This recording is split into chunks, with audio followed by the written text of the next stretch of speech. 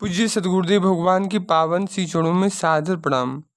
भगवत दर्शन हेतु जब तक आदमी समय देखता है कि काफी देर हो गया, भगवान नहीं मिले, तब तक देर की याद रहती है, स्मृति रहती है। दुख हो रहा है कि नहीं मिले, तब दुख की स्मृति रहती है।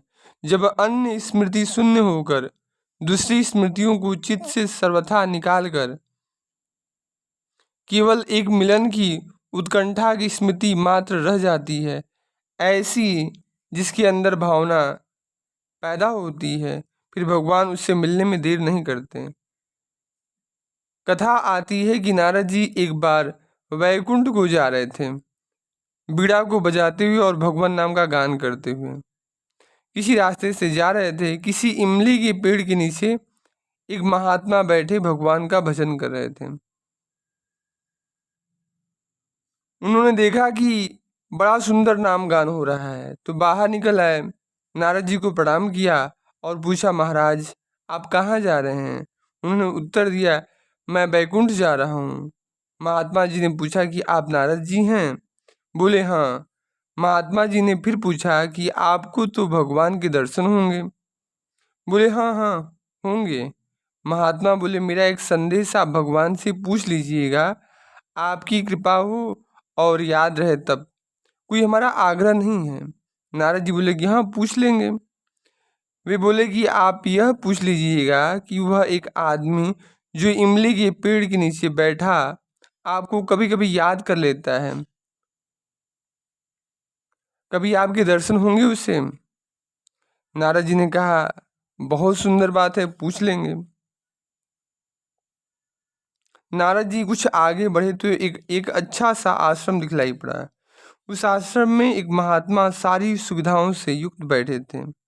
वे भी तपस्या कर रहे थे। उन्होंने भी नारद जी को देखा, बाहर आए और बोले, महाराज आप कहाँ जा रहे हैं? नारद जी ने कहा, वैकुंठ।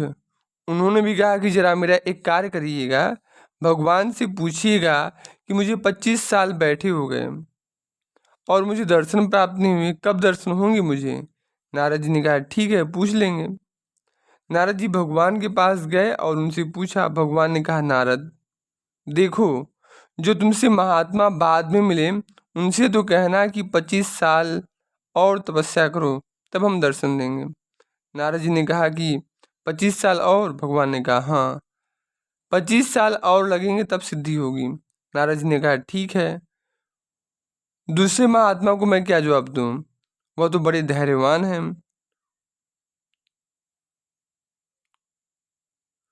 और उन्होंने कहा ही नहीं कि कब दर्शन देंगे। तो उन्होंने तो पूछा है कि क्या कभी मुझे भी दर्शन हो सकते हैं?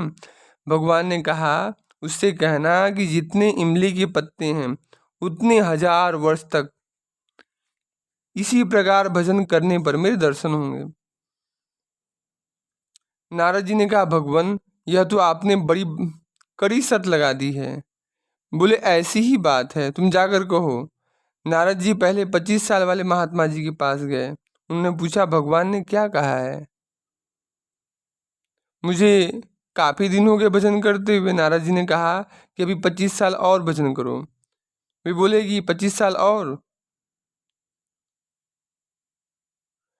मुझे इतना समय हो गया भजन करते हुए और मेरी कोई सुनवाई तक नहीं हुई। चलो छोड़ते हैं, अब घर चले जाएंगे। नारद जी ने कहा, जैसी तुम्हारी इच्छा। और उसके बाद जो पहले महात्मा मिले थे वो महात्मा जी के पास गए। वो नारद जी को देखते ही आनंद में विभोर हो गए, प्रणाम किए, बड़े प्रसन्न हुए कि यह तो भगवान के दर्शन करके आए हैं। नारद जी की चरण धूलि लेने लगे। चरण धूलि लिए, फिर पूछे, महाराज हमारी बात आपको याद थी क्या? मेरी बात निवेदन करने का आपको अवसर मिला क्या?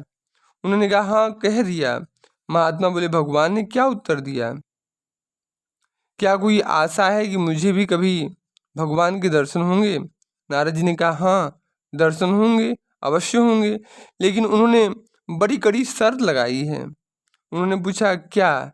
इस इमली के पेड़ में जितने पत्ते हैं उतने 1000 वर्ष तक तुम यदि भजन करोगे तब तुम्हें दर्शन होंगे।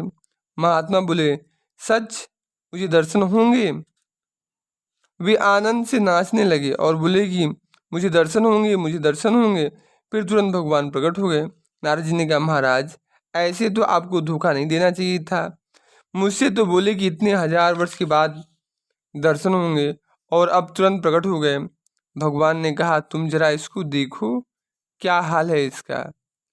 मन में धैर्य की कमी नहीं है, यह समय की प्रतीक्षा नहीं करता, यह ऊँघता नहीं, यह आलस्य नहीं करता और दर्शन की एकमात्र कामना लिए युगों तक बैठा रहना चाहता है। तब इसके लिए मैं कैसे बैठा रहूं?